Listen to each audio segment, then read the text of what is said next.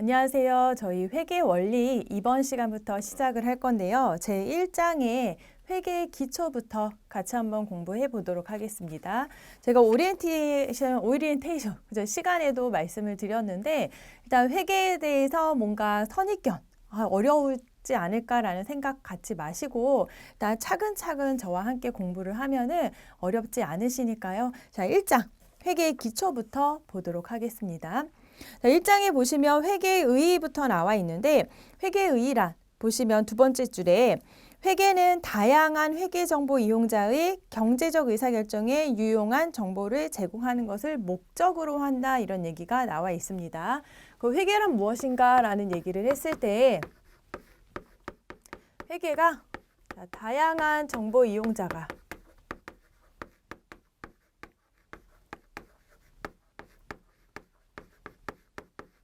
의사결정을 하는 거래요. 의사결정을 하는데 유용한 정보를 제공한다.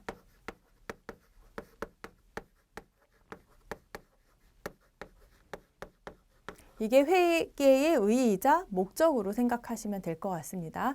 일단 회계는 그 기업들의 장부를 작성하는 게 회계예요. 그거는 어떻게 보면은 작은 범위의 회계로 생각을 하시면 될 것 같고 조금 광범위하게 생각을 해보면 회계는 다양한 정보 이용자가 의사결정을 하는데 유용한 정보를 제공한다 이렇게 되어 있습니다. 그리고 두 번째로는 뭔가 정보를 제공을 할 건데 화폐 단위로 인식 측정 기록할 수 있어야 되는 거죠. 화폐 단위로.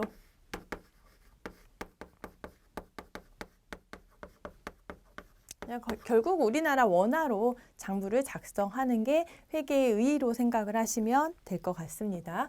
그리고 다양한 정보 이용자라고 얘기를 했는데 사실은 정보 이용자는 크게 기업 외부에 있는 외부 정보 이용자 하고요.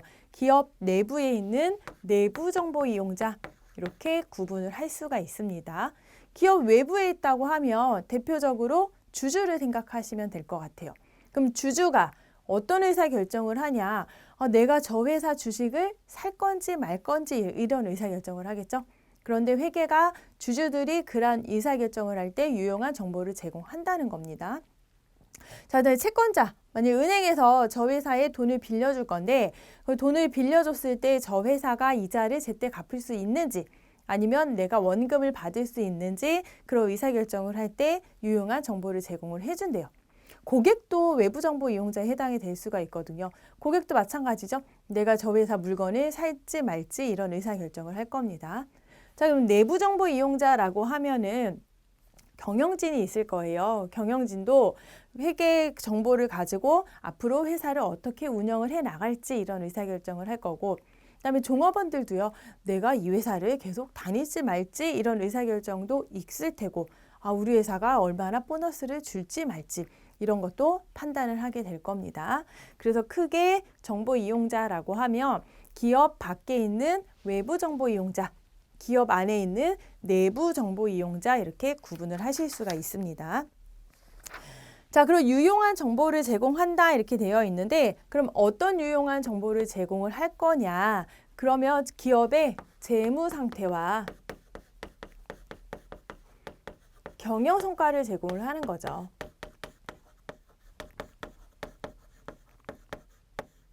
회계가 제공할 수 있는 정보는 딱 이거예요. 그 회사에 재산이 얼마 있느냐, 아니면 그 회사가 빚이 얼마나 있느냐, 그런 재무 상태를 나타낼 거고요. 경영 성과라고 하면 장사를 해서 얼마만큼 돈을 벌었냐, 그 회사의 매출이 얼마냐, 그 회사의 비용이 얼마냐, 이런 거를 나타낼 수 있을 겁니다. 자, 교재로 와서 회계의 의의를 설명을 한 건데 첫 번째 줄에 화폐 단위로 인식 측정 기록해서 회계 정보를 전달한다 이런 얘기 있고요. 자, 그 다음 줄에 진한 글씨로 되어 있죠. 회계는 다양한 회계 정보 이용자의 경제적 의사결정에 유용한 정보를 제공하는 것을 목적으로 하고 있다. 그러니까 여기 써드린 게 회계의 목적으로 생각을 하시면 될 것 같습니다. 자, 다양한 정보 이용자 또는 이해관계자라고도 표현을 했는데요. 같은 얘기죠. 그러니까 어떤 책에서는 정보 이용자, 이해관계자 같은 얘기입니다. 그럼 어떤 이용자들이 있는가? 양가로 1번에 경영진. 경영진에서 일단 저희가 기억해야 될 것은 첫 번째 줄이에요. 자, 경영진은 재무제표의 이용자이면서 재무제표 작성과 표시에 대한 1차적 책임을 진다. 이 책임을요, 경영진이 아니라 실무 담당자가 진다. 이건 조금 너무 가혹하죠. 그래서 경영진은 재무제표의 이용자, 회계정보의 이용자에 해당이 되면서도 책임을 져야 하는 게 경영진입니다. 그 다음에 투자자 나와 있어요. 투자자 주주로 생각을 하시면 될 것 같죠? 그래서 두 번째 줄에 매수할 거냐, 뭐 보유 또는 매도에 관한 의사결정을 할 거고요. 그 다음에 그 회사의 배당 능력 평가. 저 회사 배당을 뭐 얼마나 줄 건지 그런 거를 평가를 할 때 재무 성과를 가지고 평가를 한답니다. 그 다음에 종업원 나와 있죠. 종업원의 고용 안정과 뭐 소득의 역량 이런 얘기가 나와 있고요. 그 다음에 대여자라고 나와 있는데 은행 정도로 생각을 하시면 될 것 같아요. 저 회사에 돈을 빌려줄까 말까. 빌려주면 이자로 제대로 갚을지 말지 그런 결정을 할 거고, 그다음에 양가로 5번에 공급자와 그 밖의 거래 채권자 나와 있는데 공급자라고 하면 우리 회사의 주요 거래처로 생각하시면 될 것 같아요. 뭐 하청업체가 될 수도 있고 원청업체가 될 수도 있는데 주요 거래처 입장에서 그거죠. 내가 저 회사와 거래를 계속했을 때 이게 앞으로 발전 가능성이 있는지 아니면 또 외상대금을 제대로 받을 수 있는지 그런 의사결정을 할 때도 회계 정보를 이용한답니다. 그다음에 고객도 있고요. 그다음에 정부와 유관기관 되어 있는데 정부라고 하면 세무서 정도 생각하시면 돼요. 과세관청 또는 뭐 국세청. 왜냐하면 세무서 입장에서는 사실 세금이 많이 들어와야 되죠. 그럼 세금이 들어올 때 그 세금을 회사의 이익의 세금이 부과되기 때문에 회사 경영성과 또는 재무 상태에 관심이 있을 겁니다.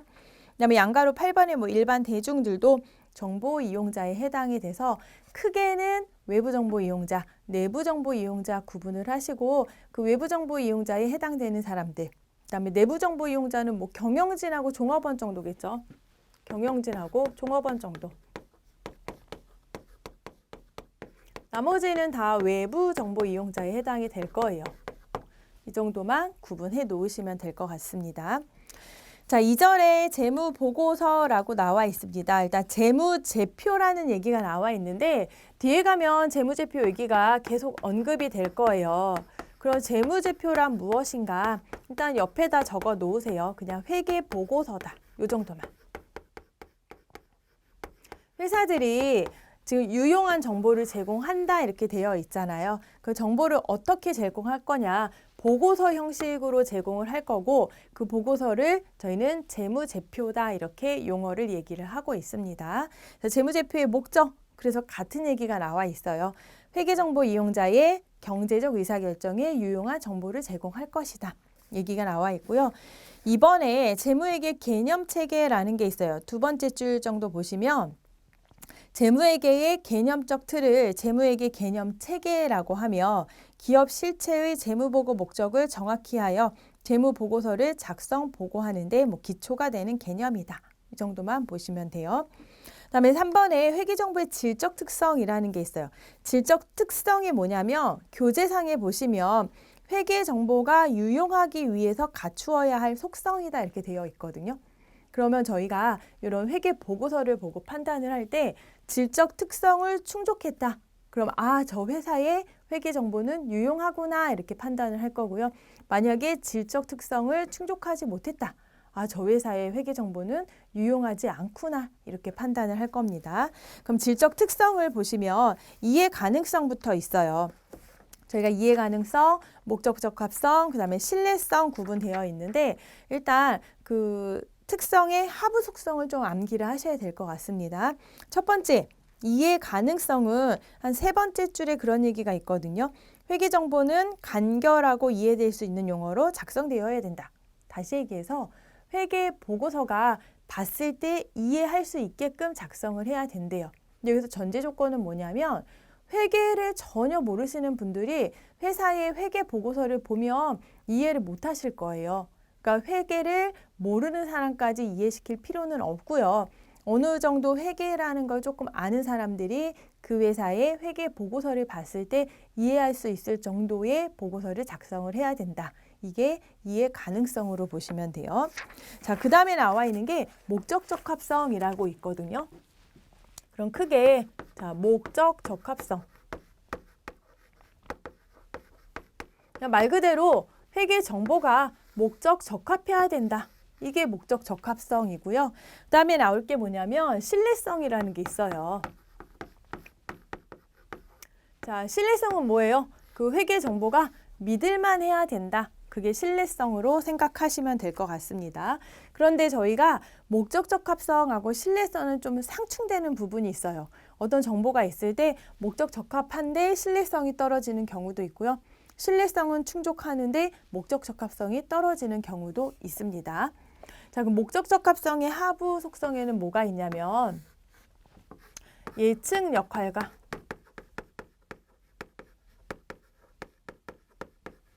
그다음에 확인 역할.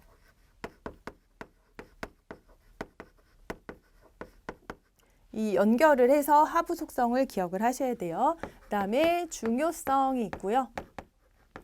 신뢰성에는 하부 속성들이 좀 많아요. 그래서 요거를 쭉 이렇게 하면 뭐 충실한 표현.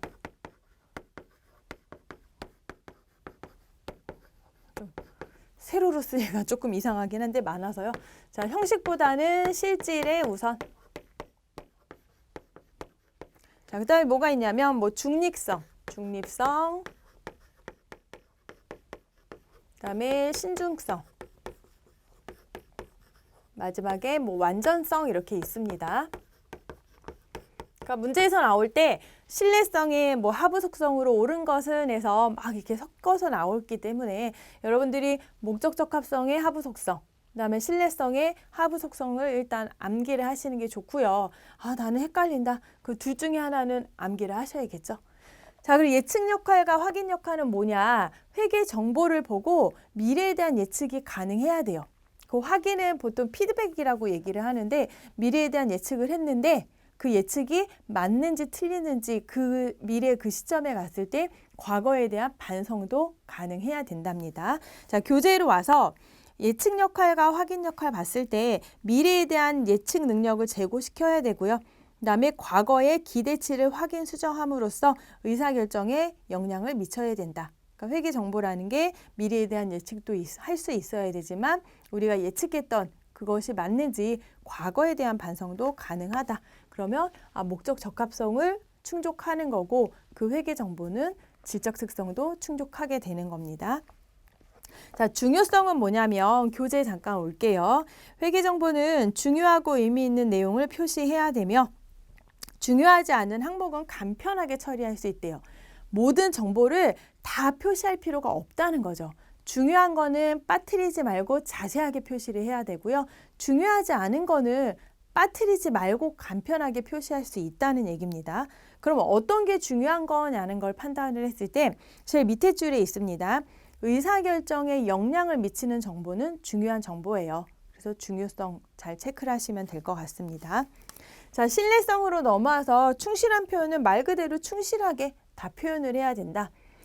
실질의 우선, 형식보다 실질의 우선이라고 하면 저희가 형식은 중요하지 않다는 거죠. 실질이, 그러니까 법적 형식보다 경제적 실질이 중요하기 때문에 어떤 내용을 표시함에 있어서 실질의 우선에서 표시를 해야 된다.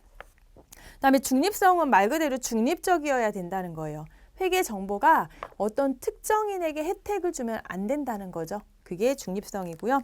자, 신중성 나와 있는데 교재로 잠깐 오겠습니다. 신중성에 재무제표 작성자는 수취 채권의 회수 가능성, 공장 시설과 설비의 경제적 내용 연수의 판단 등 수많은 불확실성에 직면을 하게 될 거래요. 그러니까 회계 보고서를 작성을 할 때 저희가 어떤 수치를 대입을 시켜서 금액을 산출을 할 때요. 많은 추정치들이 들어가거든요. 추정치가 들어간 게 잘못된 게 아니에요. 추정을 해서 회사의 그동안의 노하우 아니면 경험치에 바탕을 해서 수치를 뽑아내는 경우들이 간혹 나오는데요. 그런 것들을 할 때 신중하게 추정을 해라. 그렇게 이해하시면 될 것 같아요. 그다음에 완전성은 그죠? 뭐 정보가 누락되면 그릇되거나 오해를 유발해서 신뢰성이 상실되고 목적 적합성이 목적 적합성도 충실하지 못할 수가 있으니까 완전하게 작성을 해라. 그게 완전성으로 생각하시면 될 것 같아요. 그래서 어느 정도 용어만 봐도 대충의 내용은 아시겠죠? 그러니까 저희가 여기서 기억해야 될 키포인트는 일단 용어상의 내용도 기억을 하시고요.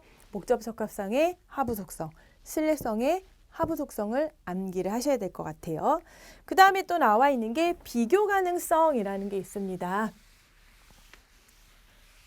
비교 가능성 말 그대로 뭐 비교가 가능해야 되는 게 비교 가능성이죠. 비교 가능성. 비교 가능성은 두 가지로 구분을 해서 생각을 할 수가 있어요.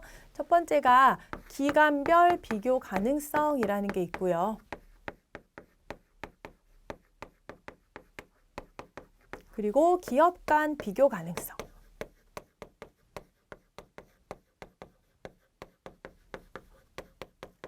기간별 비교 가능성이라는 함은 A라는 회사가 있는데요. 전년도, 그러니까 전년도하고 올해 수치를 서로 비교 가능해야 된다는 거죠. 작년에는 작년의 수치와 올해 수치를 비교 불가능하다고 하면 그건 유용한 정보가 아닐 겁니다. 아, 작년에 비해 매출이 얼마 늘었구나. 작년에 비해 경비를 얼마 절감을 했거나 비교 가능해야 된다는 얘기고요. 기업 간 비교 가능성은 동종 업종에 비슷한 규모의 기업이 있으면 A 기업하고 B 기업하고 정보를 비교할 수 있어야 된다는 얘기입니다. 그래서 비교 가능성은 기간별 비교 가능성만 있는 게 아니고요. 기업 간 비교 가능성도 있어요. 자, 양가로 5번에 목적 적합하고 신뢰성 있는 정보에 대한 제약 요인에서 일단 목적 적합한 정보는 뭐 적시성을 전제로 한다 이런 얘기가 있어요. 여기서 나오는 건 뭐냐면 목적 적합한 정보가 어떤 정보는 신뢰성이 떨어질 수도 있고요. 신뢰성이 높은 정보가 목적 적합성이 떨어질 수 있는 그런 상충 관계로 생각을 하시면 될 것 같아요. 자, 이쪽으로 와서 예를 들어 저희가 물건을 구입을 했거든요. 자, 어떤 물건을 10,000원에 구입을 했어요. 그런데 얘가 지금 봤더니 시세가 한 13,000원이 됐대요. 부동산 생각을 해볼까요? 일단 아파트를 10,000원에 구입을 했는데 지금 아파트의 시세가 13,000원이라고 하면 목적 적합한 정보는 시세를 표현을 해야겠죠. 지금 현재 얘 갖다 팔면 13,000원 받을 수가 있으니까 어떤 정보가 목적 적합하려면 13,000원으로 아파트 값을 표현을 해야 되고요. 하지만 신뢰성을 충족을 하려면 가격이 자꾸 바뀌면 안 된다는 거죠. 그래서 신뢰성으로 표현을 하려면 얘 구입 가격 10,000원으로 표시하는 게 이게 신뢰성에는 충족되는 정보에 해당이 될 겁니다. 서로 상충됐을 때 어떻게 해야 되냐. 자, 그 정보 이용자가 의사결정을 하는데 그 정보 이용자에게 최대한 맞춰주는 쪽으로 가야 하는 게 그게 유용한 정보이다. 그런 얘기가 나와 있습니다. 그래서 파란색 진한 걸로 되어 있는데 목적 적합성과 신뢰성 사이의 선택은 이용자의 경제적 의사결정 요구를 최대한 충족시킬 수 있는 방향으로 이루어져야 된다. 서로 상충됐을 때 어떤 정보가 더 유용한 정보인지에 맞춰서 시가로 갈지 아니면 구입가로 갈지 결정을 해야 된다. 그럼 어쩔 때 시가로 가고 어쩔 때 그냥 구입가로 갈 거냐 이것도 다 정해져 있어요. 그러니까 저희 교재 회계 원리 기준에 나와 있는 대로 그 원칙에 따라서 시가로 적용할 때 있고 매입가로 적용할 때 있고 얘기가 나와지게 될 겁니다. 그다음에 효익과 원가 간의 균형이라고 나와 있는데 저희가 이 질적 특성을 충족시키려면 장부를 작성하는데 좀 공을 들여야 돼요. 공을 들인다는 게 유용한 담당자를 채용을 해서 아니면 여러 명을 채용을 해서 장부를 만들 수도 있고요. 또는 외부 전문가를 초빙을 해서 만들 수도 있고요. 회계사들에게 이거를 맡길 수도 있고 이러저런 했을 때 그럼 정보를 만들 때 비용이 들어가겠죠. 그죠? 투자를 해야 되죠. 회사 입장에서는 유용한 정보에 맞춰서 회계 보고서, 재무제표를 만들기 위해 비용이 투자가 될 건데 이렇게 비용을 투자하는 이유는 우리가 유용한 정보를 제공함으로 인해 뭔가 효익이 있으니까 비용을 투자를 할 겁니다. 근데 장사하는 사람 입장에서 만약에 비용이 더 들어간다. 아무 의미가 없다는 거죠.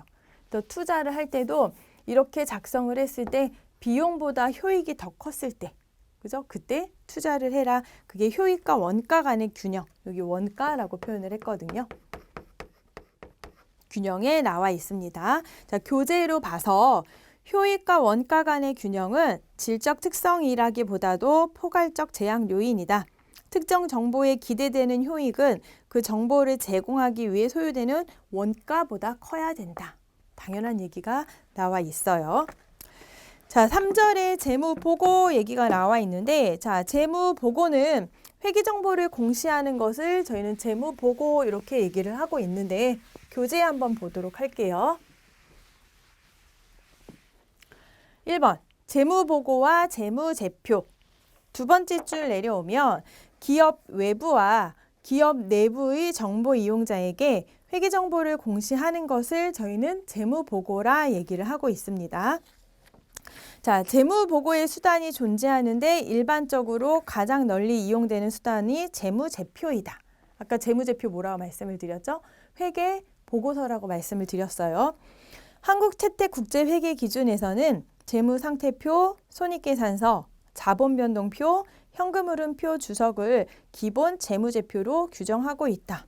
이런 말이 나와 있는데 기본 재무제표로 규정하고 있다는 얘기는 회사가 반드시 이 5가지는 작성을 해서 외부 정보 이용자든 내부 정보 이용자든 이해관계자에게 알려줘야 된다는 얘기예요.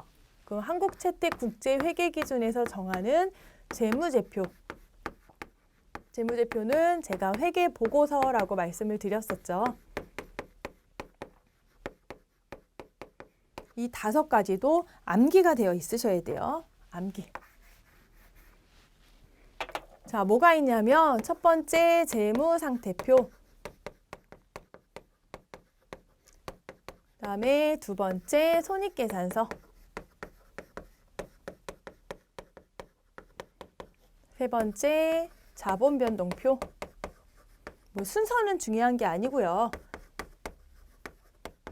그다음에 네 번째 현금흐름표.